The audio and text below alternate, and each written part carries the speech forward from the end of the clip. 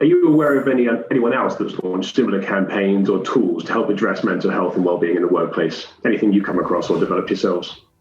So we've developed we've developed a mental health toolkit in WSP, and that's available to colleagues and their families, but it's not been launched externally yet, but I understand it will be.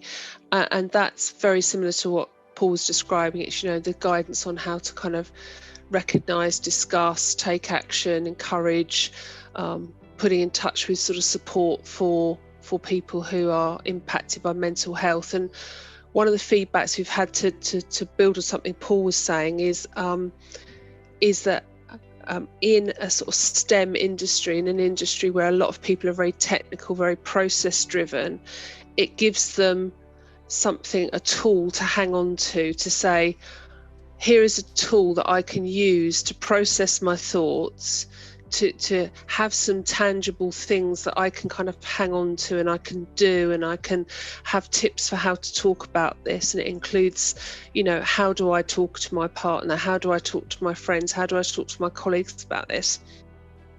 And that was the tipping point for a lot of people for how they were interacting with this. Was I can have you could give me lots of links to stuff, but what I actually need is, like, as Paul was saying, this toolkit to help me kind of almost self-identify to a certain point and process and use that process of a toolkit to gather my thoughts and my feelings and how I'm going to go about it.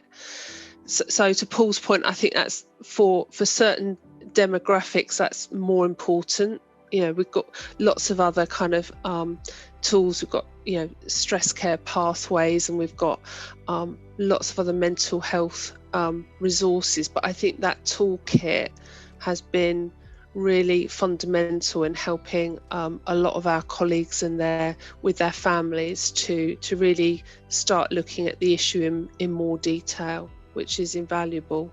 But yeah, I mean, the Jacobs campaign is fantastic, and the resources they've provided externally are great.